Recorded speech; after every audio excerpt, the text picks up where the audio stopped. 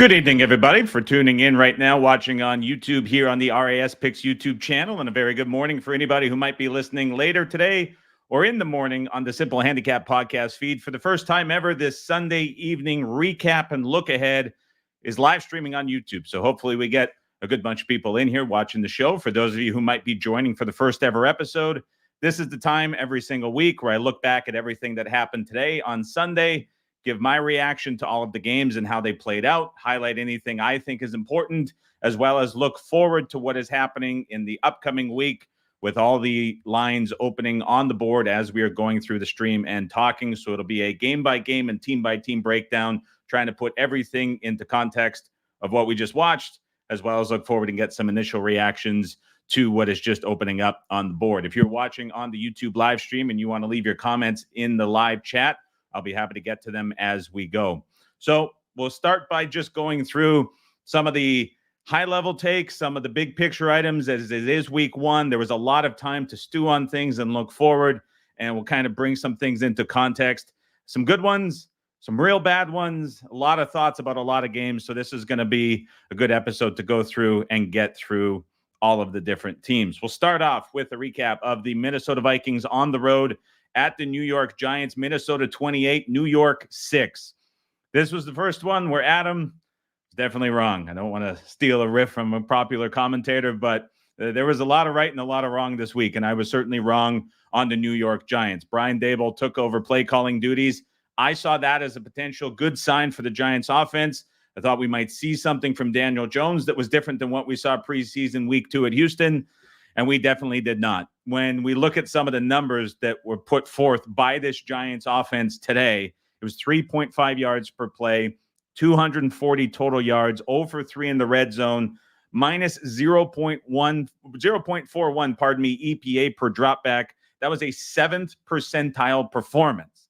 Minus 11% completion percentage over expectation. And here's the thing that concerns me quite a bit is I'm not going to fully knock Daboll for his game plan, nor these Giants receivers, because they were certainly getting open at times. The expected completion percentage on all of Daniel Jones' throws was 68%. So, I mean, there were easy throws being created for Daniel Jones. He just missed all of them, 11% below expectation for Jones. And so you look at this box score, it certainly matches the final score when you're looking at 28-6. Minnesota finishes plus 2.6 yards per play, plus 15% in the net success rate category. Darnold finished with an 89th percentile EPA per dropback mark. You could point to Minnesota getting a little bit lucky at times with New York failing to score twice in the red zone. But really, like I look at this score, Minnesota took their foot off the gas in a pretty big way. They only had Darnold throw it twice past the 3-minute mark in the third quarter, the rest of the game. And those were both on third downs. Otherwise, they just went heavy on the run, and they want to get out of the game. And so impressive from Minnesota, impressive from Darnold, impressive from Kevin O'Connell. And as far as the Giants, I mean, I don't know where it goes from here for this offense. Like, that was the last thing that you wanted if you're Brian Daboll in that spot, taking on all the consequences for yourself, and you get nothing out of Jones. You get nothing out of this offense. And it's pretty dire now because defensively, the Giants front four looked okay at times, but boy, beyond that with the secondary, that is a bad unit. So that was an ugly call by me on the Giants, an ugly call on the over on the release show. Unfortunately, I'd say that's more frustrating than anything else, but that was a loss too. So a bad start in the first recap with that call, and a bad start on that over in the Giants, although you do feel a little bit shortchanged not to get that with those drives late in the game, 2 of which inside the Minnesota 7-yard line, both ending up with 0 points. Next game on the recap here is New England on the road at Cincinnati. The Patriots pull the upset. It's probably a killer for many survivor pools everywhere. 16-10 final score. If you watched the preview show on Wednesday, I avoided Cincinnati in the survivor. I said, there's a lot going on here that you don't know, and I think all of it transpired on the field. There was the Jamar Chase situation that brewed all week. T. Higgins all of a sudden got injured at practice. You have both of them missing the game. It's a new offensive coordinator. It's just all messy for Cincinnati. But the big thing that stood out to me was Cincinnati lost DJ Reader in the offseason, and he was the guy on the defensive line that really bolstered the run protection. And without him on the defensive line and some injuries to other guys at defensive tackle, younger guys, there's not a lot of depth there. And what Ramondre Stevenson did, I think, is the ideal way that all teams want to attack the Cincinnati Bengals defense. That's just run the football and be physical on the ground.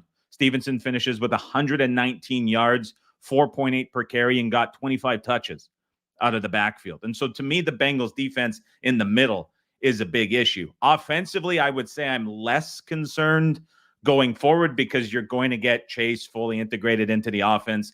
Higgins will be back. You still have Joe Burrow, obviously, under center. They're going to sort this out and figure it out. This was just a culmination of mistakes and errors. I mean, you look at what the Bengals did with the fumble kickoff to set New England up on the short field. They fumbled the touchdown. Hudson going across the goal line, drops the ball. The perfect bounce goes to the Pats defender. That was right after Mike Gesicki, which would have been nice to cash, but catches the touchdown in the corner, goes down, bobbles it. Did he regain control before he went out?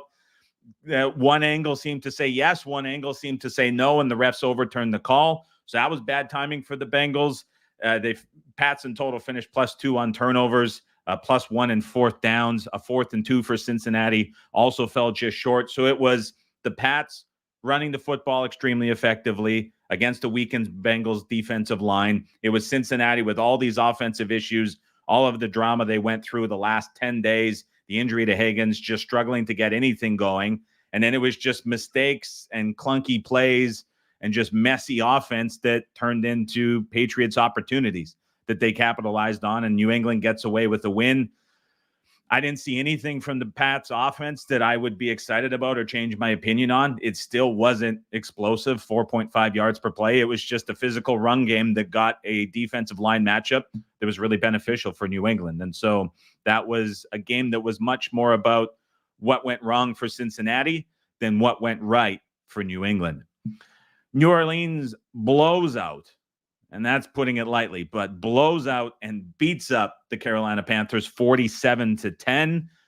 We won the release on the over quite comfortably, but the call on Carolina and the offensive optimism that came with them and the over on the win total and the hopes and predictions that they would make the 7 seed as an NFL wildcard team in the NFC, all of those look to be in serious jeopardy because all of the optimism, all of the plan that Dave Canales said he had in the preseason, everything that you thought could go right, everything that I was expecting to go right went incredibly wrong. And I mean, wrong would be being complimentary to describing what the Carolina Panthers put forth on offense. I mean, they had nothing all game whatsoever. The offensive performance as a whole from an EPA per play perspective finished with a 2nd percentile performance.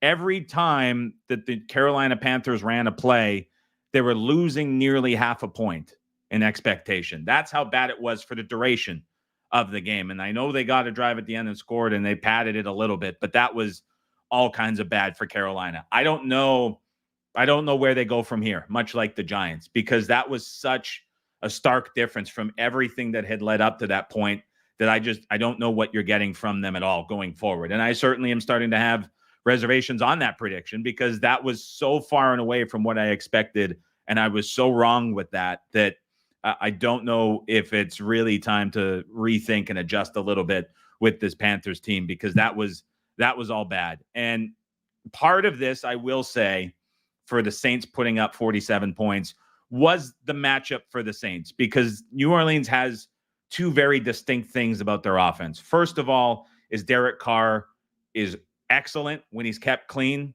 and horrendous when he's pressured frequently. And the Saints have an offensive line that has serious problems at both tackle positions. By the time this game kicked off, it was Jadeveon Clowney leading the pass rush for Carolina and nobody else. A couple undrafted free agents, a bunch of youth. This Panthers pass rush is non-existent. They recorded 1 pressure collectively in the first half. So you have Derek Carr sitting in a clean pocket with the Saints offensive line and the major issues at tackle just not tested flat out. And this is what the Saints offense can look like when Derek Carr is kept clean and Clint Kubiak is able to get the most out of his system. I mean, the San Francisco system dominates the NFL. The Saints are not equipped to run it anywhere close to the level of San Francisco on a week-to-week basis. But when they get bad opponents, the Saints are going to score, and Carr is going to find a lot of big numbers in the pass game because the Saints have a couple of great wide receivers as downfield threats. And that's exactly what culminated in this matchup. And you look at Derek Carr's numbers, his expected completion percentage was 16% above 82% completion rate total. Like, these were easy throws that were open for them, and Carr just didn't miss all game. So you have anytime you get an expected completion rate in the high 60s, you know things are going well for the offense design-wise. But when you're able to execute it and complete 82% of those passes, I mean, that's just great offense. And that was a great performance for Derek Carr and this Saints offense that just kept their foot on the gas, took advantage of Panthers' mistakes, took advantage of Young's incompetence or inability. I don't know what it is after seeing that, and just exploited it to the fullest extent, hang 47 and win the game by 37 points. Now, it'll be interesting as we get into look-ahead numbers and what we're starting to see hit the board, how the Saints are treated, because I think that was a game that certainly made the Saints look a lot better than they are because of the matchup, but we'll get to that in a little bit. Let me catch up with some of the questions, as plenty of them are coming into the chat. Feel free to leave them as you go. Jay Nava watching from Circa. Good to have you back for another stream. Seeing a lot of hellos. Hello to everybody in the chat who's joining the first live stream of the recap and look ahead for week 2 episode. So it's great to have everybody through. Dice Capital, Titans was a bad beat. We'll get to that one in a second as well. Mr. Pickle said, I had Bills -6. As a Cardinals fan, 2 missed PI calls at the end. They're killing me. I get the no call on the last play of the game. I did see that one, but a huge missed call on 2nd and 10 with 40 seconds left. So I don't remember that off the top of my head, but I will go back and look at that and leave a comment a little bit later. If you want to drop that comment below in the video, I'll get back with my thoughts on that as well when I have time to go back and look at it. I will say it's kind of difficult when you have all these games going on to keep track of things, put all the thoughts together, put all the numbers together, that little things like that get missed. And it wasn't a game that I was watching down to the stretch in that scenario. So if you want to leave that comment below the video, I will get to it coming up after the video is done streaming and I have a chance to go back. J Camp, thoughts on Jaden Daniels? I'll talk about that one in a second as well. Connor says, Adam, will you apologize for Burrow? Many folks have been crediting him for the success of some time, but true ball knowers have cut through the noise. Thoughts? Curious what you mean by that, Connor. Expand a little bit and I will get through it. Recreational player says, what is RAS record so far this year on releases? Preseason, 16-13. So far today on paid releases, 2-1. We have the Lions pending at 3.5 tonight for a possible 3-1. And then the release show went 0-1. So you can look at it 2-1 paid, 2-2 total, 1 pending, and then 16-13 in the preseason. The college football records, along with the NFL records, are available for anyone to look at any time on site at raspicks.com. You can also follow all of the records, all of the games, all of the results on BetStamp as well, which monitors all of the records independently themselves. Next game up that we have, continuing on with the recap as you keep the questions coming in, Miami Dolphins 20, Jacksonville 17. So Ryan Nielsen, you defensive coordinator for the Jags. I see this 2 ways. There's one on the scoreboard. You hold the Dolphins to 20 points. That's a win. But you concede 400 yards of offense. Not so great. And what I take away from this specifically was a tweet from Omar Kelly, who covers the Dolphins. He said that he had not seen the Miami Dolphins this sloppy at any point during the offseason, training camp, or the preseason. So you see 20 points and you're like, Miami underachieved. But then you see 400 yards and you hear it sloppy. And you're like, well, you have to think the Jags defense gets a little bit lucky here. And that's really kind of what it did, because in some of those yardage numbers, there's a little bit of noise in the fact that the Dolphins had 2 4th and outs, which negates about 75 yards of that. Doesn't take it away from what they gained, but it's not reflected on the scoreboard at the end of the game. It's reflected in the box score. So those 2 drives ended empty. But when I hear the Dolphins offense was as sloppy as the main team reporter sees it, and they still put up 400 yards, kind of gives me thought of what's to come for Miami, and potentially you get maybe a slight break because of how far this game went under.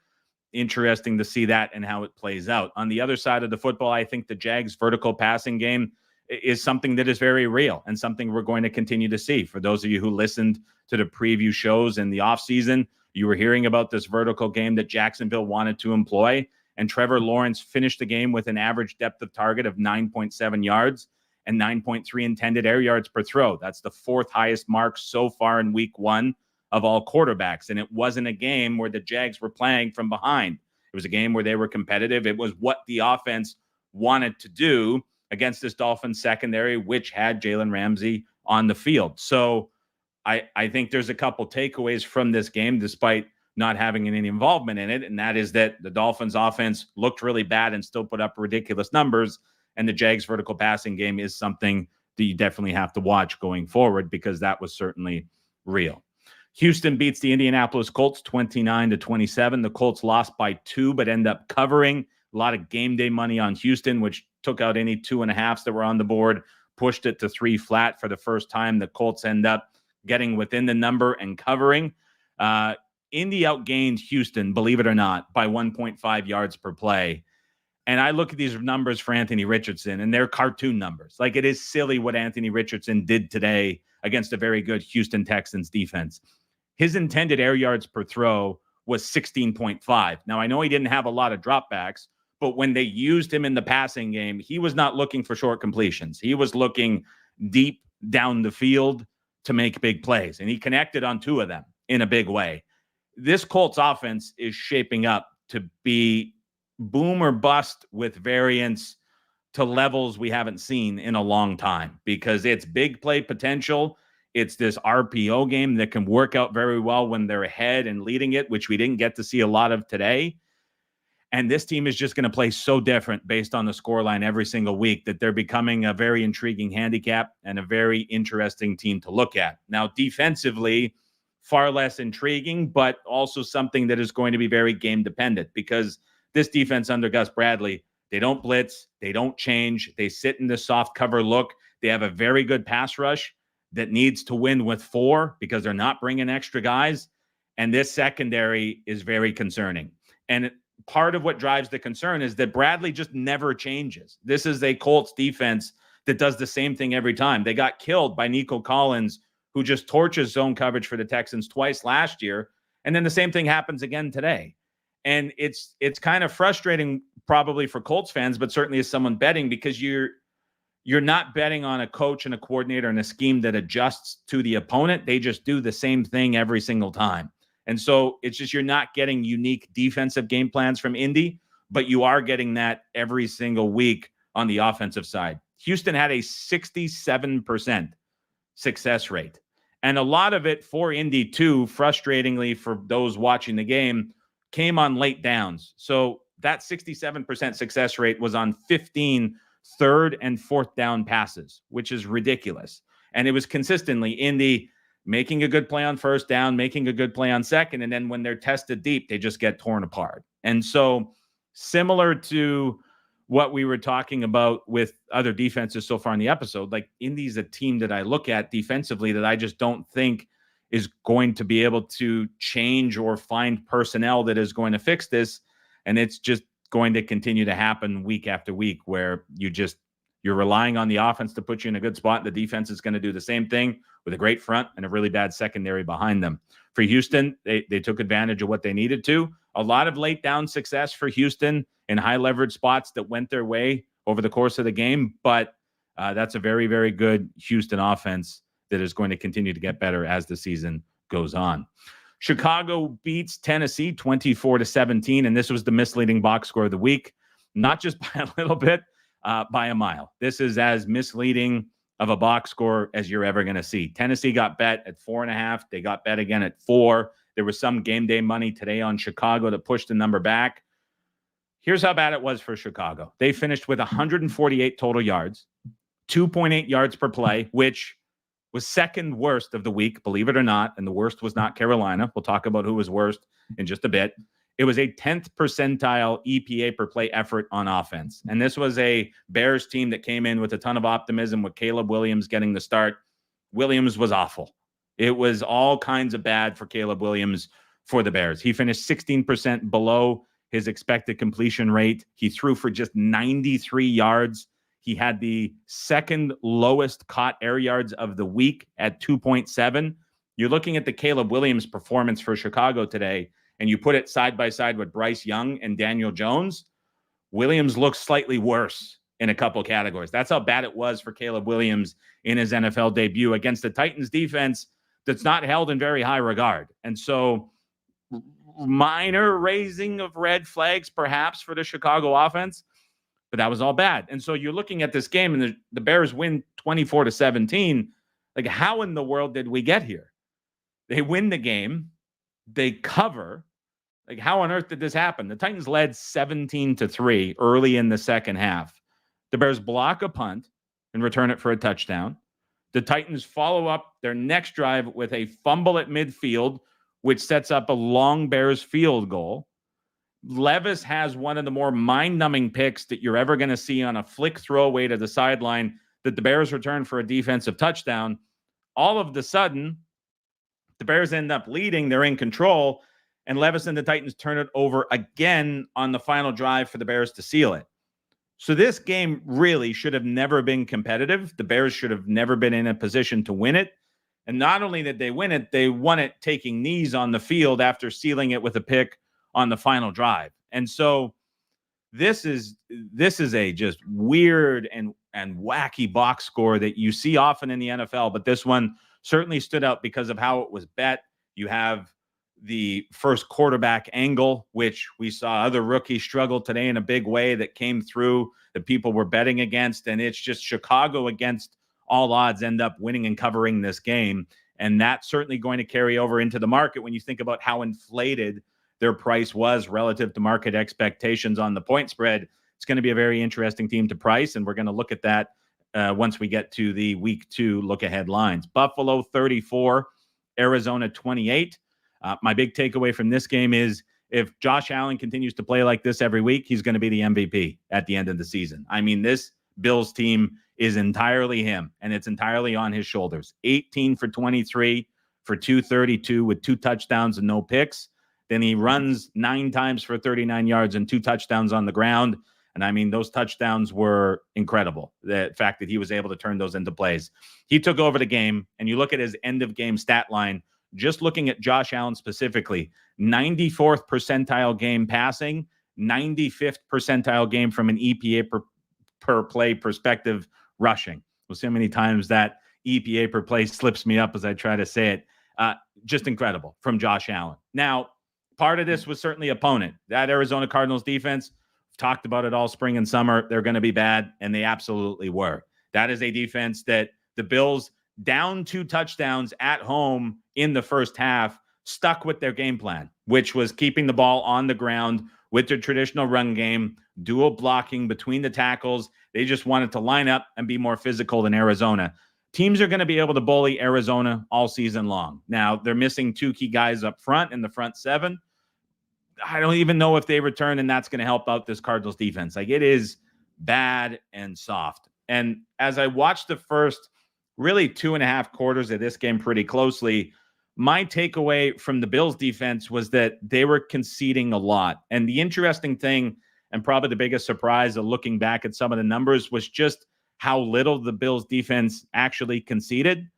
Kyler Murray finished the game with 21 completions for just 162 yards. It seemed like watching it, he had far more, and they were far more effective. Part of that because the Cardinals got out to such a big lead, but it just seemed like these drives the Cardinals went on were continuously successful, and they weren't.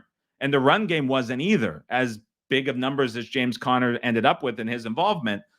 But they were picking up 5.0 yards per carry, but a success rate of just 27%. So it was a couple big scrambles. It was a bigger run or two that really inflated the whole Cardinal stat line. The Bills decided to defend the Cardinals by just sitting everybody back and playing very soft. Arizona took what was there, but by no means was it an explosive Cardinals offense. And so they took advantage of a couple drives and a couple scenarios to score and get in the end zone, but it wasn't this deep downfield attacking Cardinals offense that you might tend to believe when you see a score line of 34-28. It was just a really bad Cardinals defense getting bullied. And while they were still in a game state that allowed it, the run game for Arizona cracked off some big plays. But Marvin Harrison Jr. was a non-factor in the game. We didn't get to see this Cardinals offense opened up whatsoever. And so that was an interesting takeaway. But at the end of it, 4.5 yards per play for just 270 total for Arizona. To me, it felt like way more, and it just wasn't for Arizona. But that defense for the Cards is just bad all the way around. Speaking of bad, Kirk Cousins and the Atlanta Falcons. The Steelers go into Atlanta, win 18-10, and now you start to wonder what this Falcons team looks like the next couple of weeks, because you now have the new staff that loses a winnable game at home where they had market support that pushed the number up all the way out to 4, and now you're 0-1, and you have the Eagles and the Chiefs on deck. The concerning part for the Falcons for me is during the draft, during early season workouts, during the spring, during the summer, going into preseason, there was such a confidence from the coaching staff for Atlanta that this offense was right, specifically the offensive line. They said, like, we're confident in the offensive line. Raheem Morris at the draft loved the unit, was praising it. They didn't go and push guys in preseason because they said, we're ready. All these guys are good to go. They even went as far as taking Penix off the field after seeing him in the week 1 game, saying, like, we've seen enough, we're ready to go. The offensive line today for the Atlanta Falcons just got pushed around for 4 quarters. And I know it's a very good Steelers pass rush and a very good Steelers front 7, but Atlanta just had no answer. And this is the unit that the coaching staff believed in and trusted and was willing to back every single time they were pushed and asked about it.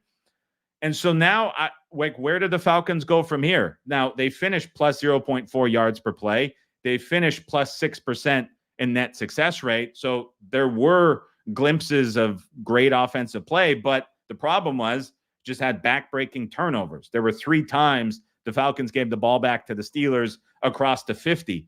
But even with that, which typically is like a flow of a game, and you have stats like that lead you to think that maybe it was a misleading box score. Like, I'm watching this game and I never feel like Atlanta is competitive or the offense has an edge whatsoever, because up front, they were just getting played around with. And so to see the market back Atlanta as they did, and to have the negative QB news go against Pittsburgh, and to see the unit that was backed by coaching staff struggle so much in an opener that was so important, I don't know what you're thinking about Atlanta going forward, but that was a bad and an ugly loss at home that the team desperately needed to have. Now, for Pittsburgh, they don't score an offensive touchdown. They win by 8. They pull the upset. That was the Mike Tomlin special, that he just gets out of this team in weeks where they got to have it, and they come out with a big win, and they certainly need to stack some wins in the early part of the schedule, because second half of the season, it's bad. But Russell Wilson, Justin Fields in this offense just doesn't give me a lot of optimism. I didn't see anything from Fields in this game that makes me think, like, yes, he's the guy, and this offense is going to be better than I thought. There wasn't much there. As I said, they were outgained per play. They were outgained in success rate. It was just those big mistakes by Atlanta that skewed the scoreboard towards them. When we talk about some injuries from the early games, Green Bay, obviously, on the Friday game, loses Jordan Love. So I would say, looking at this, if it's Willis, I have it as a 6.5-point drop. If it is Tannehill, who there's rumors to be signing, I have it as a 3.5-point drop. We'll see how the Packers handle the QB situation tomorrow. Buffalo lost Teron Johnson, their best cornerback. He's the nickel corner as well. He had a forearm injury early, went out of the game, and was immediately ruled out. That seems pretty serious, but that would be a big loss for the secondary. Jacksonville lost Tyson Campbell, often injured, but is their best secondary player. As soon as he went out, big plays to Hill were found by Miami. That secondary looked different without Campbell, number 1 corner for Jacksonville, out. Minnesota lost Jordan Addison. He was immediately ruled out with an ankle injury. They did go run heavy after he was out, but that was really driven by the game state more than anything. So Jordan Addison is a wide receiver number 2 to watch for next week. Marshawn Lattimore, best cornerback for New Orleans. He left the game. Post-game in the presser, he said he was good. So not likely for him to miss time. Quickly catching up with the comments in the chat. Please keep them coming as we're looking. Sean says, while Caleb Williams was not good, he also did not make any big errors you might expect from a rookie. No forcing balls or standing in the pocket too long. No turnover-worthy plays. Showed maturity. Sean, I don't have the turnover play stats yet from PFF and what that official number was. I'm not sure if you're going off that or it's just more of a visual, but I don't have a comment on that. I don't know enough yet. I do know that his time to throw was around 2.7, which was just slightly below average. So I would buy into the not staying in the pocket too long. But I don't have a lot of extra thoughts on Williams other than just how bad it was for the Bears offense overall. Ryan says, what does this variance tell you in terms of stance to take the rest of the season? I don't know specifically, Ryan, which team that was for. I'm going back in the comments. That was about 7 or 8 minutes ago. Perhaps it was the Colts where I was talking about variance. If that was, in fact, for Indy, I would say when I'm thinking about the Colts, it's really opponent dependent for how you're looking at totals. And now a lot of that would tie into the point spread, because if they do get a lead and it's a matchup where they can run, we're going to, I believe, see Steichen really crank up the run rate quite a bit like he did late in games last year.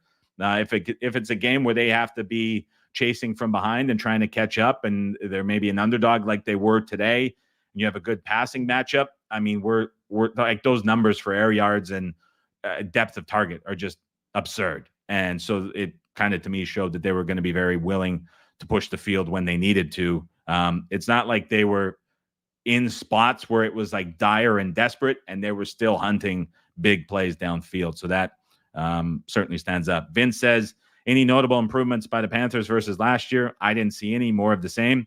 I didn't see any as well. Again, way off on that one in week 1 for me. That was a pretty bad showing by the team and that coaching staff. No question about it. Let's move on to the afternoon games. LA Chargers 22, Las Vegas 10. That was a game that went back and forth a lot in the market. There was Raiders money that showed for the majority of the week, a little bit of late money on the Chargers. This game to me was really simple at the end of it. And it was one team, the Chargers, buttoned up with good coaching, sticking to their identity. And it was a Raiders team with poor coaching that couldn't get out of their own way. The Chargers averaged 7.4 yards per carry, for 178 total yards on the ground prior to garbage time. Herbert threw for just 144 yards and 5.5 per pass. The Chargers started 15 of 21 drives with a rush. They netted a 33% success rate on all carries. But as the game went on, we heard commentary on the broadcast talk about it, about how this offensive line, the scheme was starting to wear down the Raiders' defensive front. Like Las Vegas, by the end of the game, they just didn't have an answer. And Harbaugh obviously knows with Greg Roman that this team is limited with weapons in the passing game. And it shows in the stat line. But it was the Chargers all game lining up with heavy personnel and saying, we're just going to run it at you. And they stuck to it.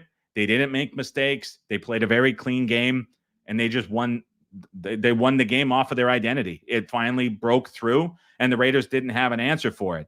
And in doing this, you see J.K. Dobbins look a lot like his early self, which is just incredible considering the injuries that they have. But it worked by the end of it. The Chargers finished the game plus 1.2 yards per play, plus 8% net success rate, and they were a quarter of a point per play better than the Raiders over the course of the game. And so you have just a clean, tidy, physical Chargers effort on one side. Then on the other side, it's the Raiders who are led by Antonio Pierce. He had the most cowardly punt, according to the surrender index, of any head coach since 1999. 4th and 1, under 5 minutes to play. On the Chargers 42, he elects to punt. Gives up the touchdown. Game is over. At the time he punted, it was a 6-point game. On 4th and 1, to call that punt is just a reflection of the Raiders team as a whole. It does not get more incompetent from a coaching perspective than what we saw from Antonio Pierce handling that fourth quarter. But there were also mistakes from the Raiders as well. They fumbled twice. They missed a field goal, and the Chargers capitalized on those turnovers. And so it's just a tidy, buttoned-up team in the Chargers and a miscoached team in the Raiders. And it ends up where the Chargers win out. They cover against the market move, and they get the 12-point win to go to 1-0 on the season. Seattle 26, Denver 20. This was the survivor swerve from the preview podcast back on Wednesday. Said wasn't going with Cincinnati because of the concerns. We're going to go with Seattle. And I got to be honest, like first half, that was concerning. Like that was so bad from Seattle on the offensive side of the football. But at the same time, it was a very odd and lucky performance from the Denver Broncos because at halftime, near it, the Broncos were leading 10-9 late in the second quarter. They scored all 10 points without a first down on any of the 4 scoring drives. Now, 2 of the scoring drives were via safety. The other 2 were field goals. But the field goals came off of a turnover deep in Seattle territory, as well as a muffed kick. So to score 10 points with 2 safeties and no first downs is a pretty remarkable spot to be in. But it shows how weird the game started for Seattle. Now, when you take a step back and you look prior to the garbage time drive where Seattle was leading by 13 late, it was 26-13 with just over 3 minutes to play when Denver got the ball back. If you go from that point backwards to the start of the game, Bo Nix averaged minus 0.53 expected points per dropback. That is a second percentile level of play for Bo Nix in his debut. That is worse than Bryce Young. That is worse than Daniel Jones. That is worse than Caleb Williams. That was the worst mark of the entire day for any quarterback. The offense as a whole mustered just 2.6 yards per play, which was the worst mark of the week, and a 21% overall success rate. I don't know what the plural for zero is, but that was the 0 percentile for offensive performance from the Denver Broncos team as a whole. 2 things stand out. One, the Mike Macdonald defense. You could see the Seahawks completely bought in. And even when it was disadvantageous early, this team was flying around. That's certainly part of it. 2, you have a rookie quarterback. We've seen rookies everywhere struggle today. That was just an example of Nick struggling more than everybody else. It was also a Broncos team that, as the game went on, was forced out of their identity. They want to run the football.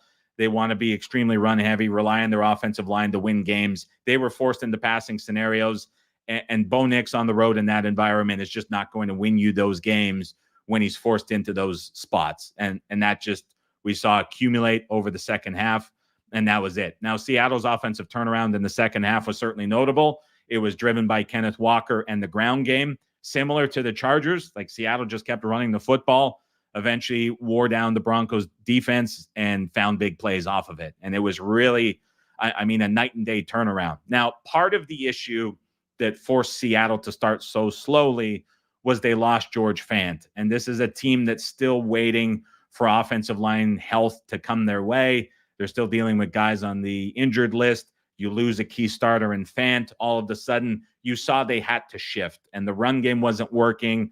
They had to go to more heavier personnel looks. They finally got the run game figured out. It allowed them to spread out the offense a little bit more in the second half, started to click. But that was a Seattle Seahawks offense that started the game. Their first 6 of 8 drives did not gain more than 3 yards. The 2 drives they did pass midfield, they were able to score, but it was really bad and impacted by that offensive line up front. Once they figured it out, okay, we saw the advantage that I think everybody identified they had at home in this game.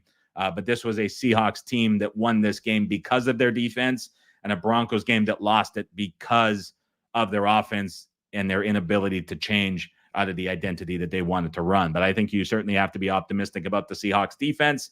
At the same time, it looked a lot better just because of the opponent that they faced in Denver. And so good to get away with that on the Survivor side. Point spread, as we talked about, was absolutely premium and pushed up to its peak, and it ends up being a push. That game was at 6 for the whole duration of the week. Tampa Bay wins against Washington 37-20. This was another kind of stance that I had that was very adamant with the Washington Commanders defense being terrible. And we saw what happens when this Commanders defense has to face a team that has a lot of wide receiver depth. So some of these numbers for Tampa Bay and Baker Mayfield against this Commanders secondary are hard to believe because it's Baker Mayfield. But here's how it broke down. Baker Mayfield threw for a 55% passing success rate. That is 95th percentile. He averaged plus 0.32 EPA per dropback. That is 96th percentile. He completed 81% of his passes. That was well above expectation. He had the highest expected completion percentage of quarterbacks of the week so far, which goes to show you how open these receivers for him were. And he executed at a well above expectation rate. So it was everything going right for the Buccaneers passing game. And it was fortunate that it did, because Tampa Bay had no ground game whatsoever. Bucky Irving's big run in the second half negates what was a disaster and a continuation from last year for Tampa Bay. So before the Bucky Irving big run in the second half, Rachaad White in this ground game had just a 30% rushing success rate against the Commanders front that's well below average too. And so as the game went on, Tampa Bay just abandoned it. They went to the pass game. They picked apart the Commanders secondary. Every team that faces this Commanders secondary that has a good trio of 3 wide receivers is going to find big plays. This is not a unit that I look at where Dan Quinn is going to coach this unit up. There's going to be a mid-season turnaround, and this just leaps from defense 31 or 32, depending how you look, to Arizona, to like defense 13 or 14. It's just, it doesn't seem like it's there. And so this is just a Commanders team that you can bet on or against or look at totals, just really based on what the offensive scheme and particular tendencies are, because it's there to be exploited. Now, where it becomes interesting is we look at some of these totals going forward for Washington. What do we get from this Commanders offense? Because prior to the garbage time drive, it was 37-14. Tampa got it late, and they scored a touchdown. Jaden Daniels completed only 5 passes the entire game to wide receivers. So I was watching Jaden Daniels, and he was a very willing runner, which is, it's a rookie tendency for sure, but there was no willingness to push the ball outside. So this is a hard number to believe. There were a lot of them in week 1. The caught air yards for Jaden Daniels in this game was 0.0. Think about that for a second and how hard that is to do. And it really reflects how restricted this Commanders offense was and how the check down was by far and away the favorite play. The average air yards to the sticks for Jaden Daniels in this game was minus 2.4. So the caught air yards are obviously the lowest of any quarterback for the week, but the average air yards to the sticks, far and away the lowest of the week for any quarterback that has played so far. And during the preseason, Jaden Daniels had a release time of 1.75 seconds per throw. Today was 2.18. That was the quickest release time in preseason. This was the quickest release time of any quarterback that has played so far in week 1. So you think about Cliff Kingsbury taking over the offense. It's clear the quick passing game is an element that he's pushing very much. But to this extent, it's an offense that can't function. And I know they end up with 20 points. All of this offense was driven by Robinson checkdowns in the backfield that he turned into big plays, and Jaden Daniels utilizing his legs. There was no resemblance of a functional passing game with wide receivers whatsoever. Where this becomes really concerning to me looking forward for Commanders' offensive performances is the Buccaneers lost not 1, not 2, but 3 defensive backs in the first 2.5 quarters of this game. So it was a Buccaneers defense that had questions because of offseason departures in the secondary, but they lost Zion McCollum, Josh Hayes, and Bryce Hall as this game went on. And you think about the receivers that the Commanders have, there's good weapons out there. And so matched up against, you're going 3rd or 4th string defensive backs for the Buccaneers, they still weren't trying to find these guys. So I'm a little worried about the Commanders' offense. This defense is horrible. But if this is what the offense is going to be, you're not going to have a lot of favorable matchups for sure. So that was pretty alarming from Jaden Daniels in this debut. His legs bailing out this team in a big way, but the passing game, it is this is as bad as it gets in that performance. And so we had a lot of young quarterbacks in week 1 really struggle. A lot of defensive coordinators making their debut really struggle. A lot of red zone inefficiencies early in the game that are probably going to get cleaned up as weeks go on. But some very interesting box scores to dive into. Now, I came online with the Dallas Cowboys holding a commanding lead against the Cleveland Browns. That was a game that was never competitive. I didn't get to do the full breakdown as that game was lingering on. I didn't want to wait for one game and wanted to wrap up, hopefully before Sunday Night Football kicks off, as we have the Lions -3.5, and it's going to be a great game. But just quickly, from the glance that I saw of the Cleveland Browns and Deshaun Watson, really, really, really disappointing at every level. 24-45 for 169, and that was inflated a bit by the Browns' final drive of the game, where they went 15 plays for 64 yards. So you can take 64 yards out of an offensive output that was 230 total. The Browns, with that drive included, put up 3.3 yards per play. It's an offensive line for the Browns that needs to get guys back. They need Wills back. They need Conklin back on the right side of the line where he naturally plays. They've got to sort that out. Nick Chubb will be back. So this offense will get better as the season progresses. But off the start against the Cowboys defense, they were just abused up front. That was it. Like the offensive line had no answers. Watson was pressured, and that elusiveness that was rumored to potentially be back was not there. He wasn't getting away from plays. He wasn't breaking contain. He wasn't getting outside. When you look at the rushing numbers for Watson for the game as a whole, 5 carries for 39 yards, 16 came on 1 carry. It's just that RPO game that you thought could be there with Dorsey taking over just never really showed through. This Browns offense is just so hard to figure out. Now, defensively, it looks like when the Cowboys score 33 points, that it was a bad defensive effort and the Browns are taking a step back. The Cowboys put up 265 yards total and just 4.4 yards per play. It's just the fact that Dak Prescott against cover 0, against cover 1, just kills those coverages. He's the best in the NFL when he faces it, and that's what Jim Schwartz and the Browns run. So those big plays for Dak were there. He didn't miss them. He capitalized on them, and that's why the Cowboys have the offensive outlook that they did. So I didn't really look at that and say, like, boosting the Cowboys up. If anything, I look at it and say I'm more concerned about the Browns because of their offense. 47 minutes for the full recap. If you are a podcast listener and you've been listening for 7+ years, curious to know what you think. Typically, I go game by game and I go back and then I try to kind of tie it in. I'm going to get to each game in a second from week 2, but curious to know if you've listened for a long time. You can send me a DM on Twitter. If you've listened for a long time, you can leave a comment on YouTube as well below the video. Want to know if you like the format where I go game by game, team by team before jumping into the week 2 lines. Be curious to know what you think. With all that said, let's look at the first look ahead lines and get an idea of where everything is for week 2. I'll give my first thoughts. I'll also reference back to some of the look ahead lines that we were seeing, where we get to now, what we're getting to in a quick market rundown, and the first market rundown of week 2. So just very quickly on the fly here, I'm looking to make sure that all my look ahead numbers are in fact correct and the screen didn't reset with current openers, and it does not look like they did. So here we go. It is Thursday Night Football. The Buffalo Bills on the road at the Miami Dolphins. Look ahead number here was Miami -2.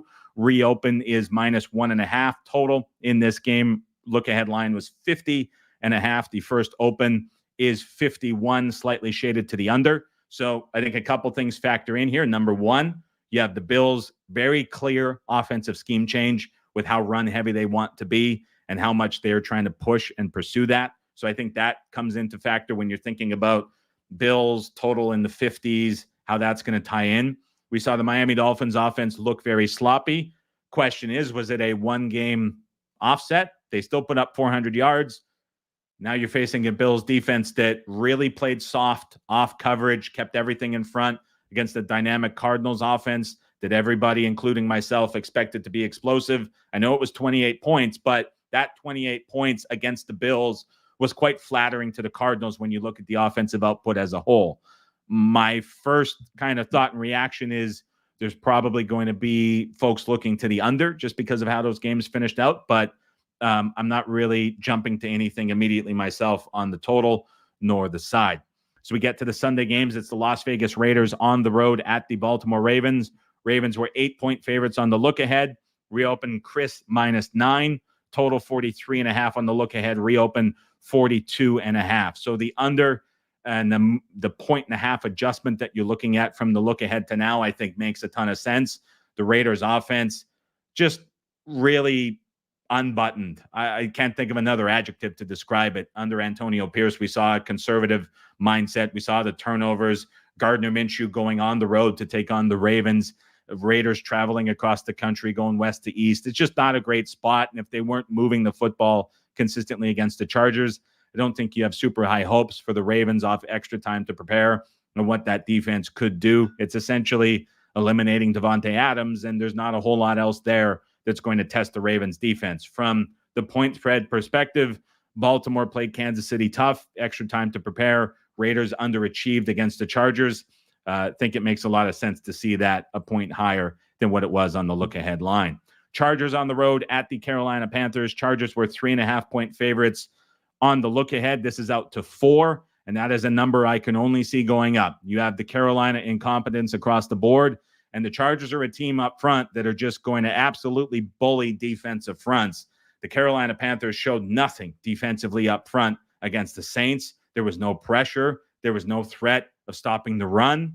The LA Chargers are going to go into Carolina, get whatever they want for looks up front with physicality, run the football consistently. And I think when they need to pass it, you're going to see Herbert find a lot of success downfield against this Panthers secondary. Now, we saw Joey Bosa get a little bit dinged up, was grabbing his back late. His status could be worth monitoring. You would expect the Chargers defensive front to at least find some pressure on Bryce Young. The Saints were able to do it.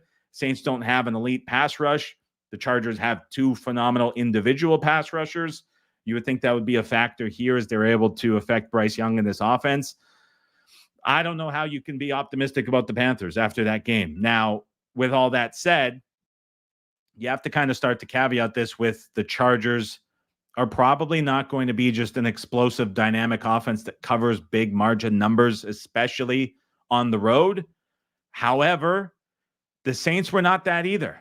And the Saints did it very, very comfortably. So when you're looking at this at 4, you can only see it going up to begin the week at least. And the total, 42 adjusted down to 40 is probably a number just given how these styles are going to clash that you see maybe tick down a little bit just on the offensive incompetence of the Carolina Panthers. Saints on the road at the Dallas Cowboys. Dallas 6.5-point favorites on the look ahead. Reopen looks to be 6.5 as well. Total 44.5, same number in that as well. So market not giving the Saints much credit for that win against the Panthers, which kind of tells you all you need to know about how bad that performance was for Carolina. So we are seeing the Cowboys priced effectively the same. Not much of a bump here looking at for the Saints. Was maybe hoping you see the Cowboys come out in this spot and struggle against the Browns to bring this number down a little bit, but it's almost like both teams overachieved so much that this is canceling each other out. We're getting kind of a true rating game here with the Cowboys laying 6.5 at home. Tampa Bay, Detroit is still off of the board with the Lions kicking off now. As always with these Sunday evening episodes, if you're listening after the fact, you'll know how we did as we're sweating the Lions minus 3.5 on the release. So once this game is concluded, we'll start to see a number. As mentioned, the Buccaneers looked very good, but that was inflated by a Commanders defense that looked very poor. I'll be curious to see how Sunday Night Football plays out because the total in this game is 48.5.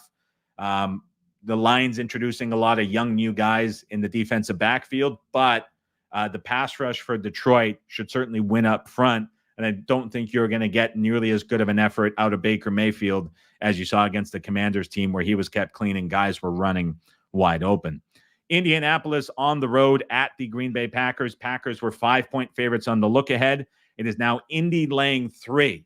So, okay. I'm not going to go too far with this, but the Colts are laying 3. The number is moving out a little bit. That's a big switch in change of price. In obviously the quarterback change, you won't have Love. You'll probably have Malik Willis. You may very well have Ryan Tannehill. Let's see if this number gets widely available and opens everywhere. But Chris currently is showing Indy minus 3, minus 115. I'm seeing Bet Online is 3, minus 125, shaded towards 3.5. That is A very big swing for the Colts coming off of the loss against Houston, going now on the road to take on the Green Bay Packers coming back from Brazil on a very mini bye, but obviously you're using that time to figure out what's going on with the quarterback situation. Cleveland on the road at the Jacksonville Jags.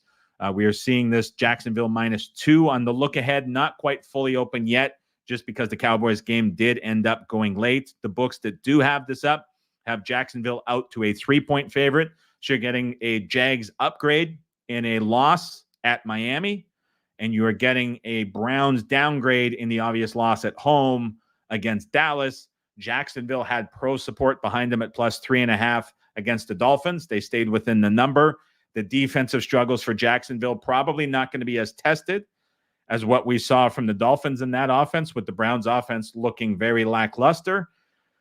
Probably a fair adjustment up to where it is currently at 3 flat. San Francisco on the road at Minnesota. Game is not widely available with the Niners playing tomorrow, Monday Night Football, against the Jets. San Francisco was a 7-point favorite on the look ahead. Minnesota goes into New York and wins comfortably. Sam Darnold looks very good in the offense, led by Kevin O'Connell. There's a ton of familiarity between these two staffs. I have a hard time imagining this number being 6 or higher. I would even say 5 or higher if the 49ers struggle at all against the Jets. To me, for this number to get back to 6, I would have a hard time thinking it gets back to 7 on the true reopen that we'll see late tomorrow and then Tuesday morning. You would need just a dramatic 49ers blowout win and cover against the Jets. But even then, I think Minnesota showed so much that, to me, the true reopen on this is probably going to be 5.5 for San Francisco on the road. And there's probably going to be people interested in backing Minnesota at that price point. Seattle on the road at the New England Patriots. Seahawks were 3-point favorites on the look ahead. That is exactly where the number reopens. Total in this game was 41, shaded down to 40. We're seeing 3 flat at Chris and Bet Online. FanDuel slightly higher at 3.5 -0.5 for Seattle. So very slow start for the Seahawks against the Denver Broncos at home against a rookie quarterback. Very comfortable scenario. Now they have to go on the longest trip that an NFL team can make on a week from Seattle to New England, longest flight distance, take on the Pats in this spot and get off to a quick start. Big ask after what we saw them do against the Denver Broncos, where it was ugly beginning. Kenneth Walker's status is going to be important to watch. He was injured late in the game against Denver. He was the entire offense. Geno struggled a little bit. Wasn't horrible from Geno by any means, but the passing game for Seattle never really got going. Now, to me, this version of Seattle that we saw today, if you're telling me that we're getting that same version next Sunday in Foxborough from the defensive side, I think they're going to be able to handle Stevenson because the interior of the D-line is so good. Remember, like what Stevenson exploited against Cincinnati is where Seattle's strongest. So that easy outlet for offense for New England is probably not going to be there against this Seattle front. Big question to me is just what are we going to get from the Seahawks offense? And I don't really have a lot of confidence in that, especially if Walker's status is up in the air. So this is a wait and see to know what we're going to get. Jets, Titans, still off of the board. Jets playing tomorrow. Jets on the look ahead, laying 4 points. We'll see where this reopens on Tuesday. Giants on the road at Washington. Woof. Again, this is one of those matchups that sucks over the course of the NFL season because it's so clear you've identified a Giants struggling offense. Took me longer than everybody watching this video and listening to this podcast to figure that out. I'll admit it.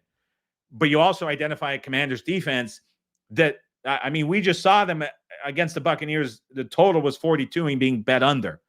I don't agree with Commanders totals being bet under. And so it's like, I want to bet on an offense to score against this Commanders defense. The problem is the offense you have to bet on to do it this week is the Giants, which nobody wants to bet on. So that's unfortunate. And it's just like, it's the one unit you want to fade against another unit you want to fade, and they match up and you're stuck in a tough scenario. Now, I will say 41 for a Commanders total with as bad as that defense is a short number, but is it a short number for a Giants offense that looks that bad with Daniel Jones? probably it's a fair price. Rams, Arizona still off of the board. LA was a 2-point favorite on the look ahead.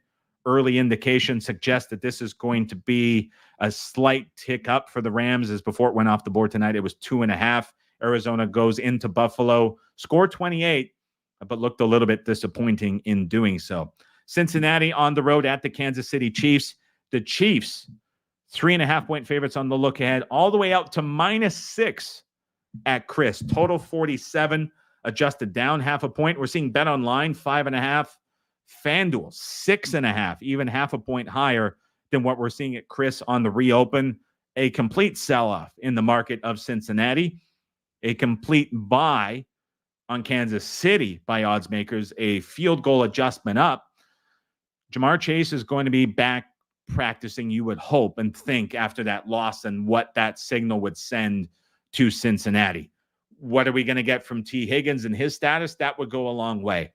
Now, I'm going to have to look this up on the spot to see where Kansas City was closing in those playoff games when Burrow was healthy against Kansas City in some of those matchups. So last season for Kansas City, they played against Cincinnati week 17. That was a game where obviously Jake Browning was starting. That game was at home, just like this one is in Arrowhead. And that was a game where Kansas City closed 7. So you have 7 last year against Jake Browning. When I think back to the playoff games, 2022, Kansas City was at home in the conference championship. They closed as a 2-point dog. In the regular season, when Kansas City went to Cincinnati in week 13 against Joe Burrow, Kansas City closed as a 2.5-point favorite. When I go back to 2021 in the conference championship, Kansas City at home closed -7. Now, this number, recent times, would be peak Chiefs versus Bengals backup offensive players. I know Cincinnati defensively has taken a step back. Kansas City's loaded. There's no question about it. And so compared to those teams in the past, you're certainly putting a premium on KC. They very likely get Hollywood Brown back. This defense for Cincinnati or Kansas City is, in my opinion, better than what we saw on the field last year, which was a top 5 unit all along. So Kansas City is getting bumped up like in the ratings, no question. But do they deserve to be bumped up enough to be at the same price nearly they were week 17 last year against backups and Browning on the Bengals offense? That's a good question as we go into Monday morning and full market opens. I don't know if I fully get there yet. Total in this game, 47.5 shaded down. Another interesting total, too, that we have circled here on the early board. Pittsburgh on the road at the Denver Broncos. Steelers 2.5-point favorites on the look ahead. They're out to a very soft 3-point favorite on the current prices. 3 even money at Chris, 3 even money at Bet Online. Total in this game, 40.5, down to 38. Total adjustment down makes a lot of sense when you see the Broncos have the worst offensive output from an EPA per play, from a success rate, from a yards per play perspective of any team in football. They do it against a very good Seahawks defense. Now they face an even better Steelers defense. Hard to imagine that the expectations for Denver, who wants to run the football as their identity, has much success against the Steelers defensive front, which completely shut down the run game of Atlanta, which is better than the run game the Broncos have. So that's a negative matchup. The Steelers offense couldn't score an offensive touchdown. We don't know who is starting at quarterback. I don't know if it matters at this point. And they're going into Mile High, where teams typically struggle early in the season for their second road game to begin 2024. And they're laying 3 points. Again, one of those matchups where it's a team you want to bet against going against a team you certainly don't want to bet on. And that makes for kind of frustrating betting circumstances at this point of the season. Chicago on the road at the Houston Texans in Sunday Night Football. Houston, a 3.5-point favorite on the look ahead. And we are seeing a massive adjustment. 6.5 minus 115, the consensus price across the screen. A full 3-point move up in favor of the Houston Texans. And this is entirely a downgrade of the Chicago Bears. They were priced at a premium against the Tennessee Titans at home. Now it is a big swing where you're clearly seeing the Houston Texans being pushed out a little bit, and we are looking at the Chicago Bears struggling offense, getting nearly a touchdown on the road. If Williams was struggling at home against the Tennessee Titans defense, what is Williams going to look like on the road in prime time against DeMeco Ryans and this Houston Texans defense? But at what point has this adjustment gone up too much when the premium switches from being on Houston to all of a sudden, or the premium switches from being on Chicago to all of a sudden being on Houston? And then Monday Night Football, it is the Atlanta Falcons on the road at the Philadelphia Eagles. Eagles were 4-point favorites on the look ahead, reopen 6 minus 120. Total in this game, 48.5. Philadelphia goes to Brazil, beats up on the Green Bay Packers. Offense looked great amid one Jalen Hurts sloppy mistake inside the Green Bay Packers red zone. Defense certainly left a little bit to be desired, needs work to be done, but the Atlanta Falcons offense left plenty of work to be desired from what they showed in their game against the Pittsburgh Steelers. Now, the Atlanta Falcons certainly stepping down in class and defensive opponent going into Link and playing the Philadelphia Eagles in that defense and that secondary. So this all of a sudden kind of reflects what I believe we saw in both of these games and gets to be a pretty fair looking number, at least at first glance here on Monday Night Football. So a couple spots where there's clear teams you want to fade or clear advantages to one side of the total that just won't be able to be exploited, most likely because of the matchup on the other side is just unfortunately another spot you don't want to play into. But I'm seeing a couple numbers here, especially like Cincinnati bumped up quite a bit. Seattle still holding. The Colts really swung to the other side of zero. The Eagles bumped up pretty big.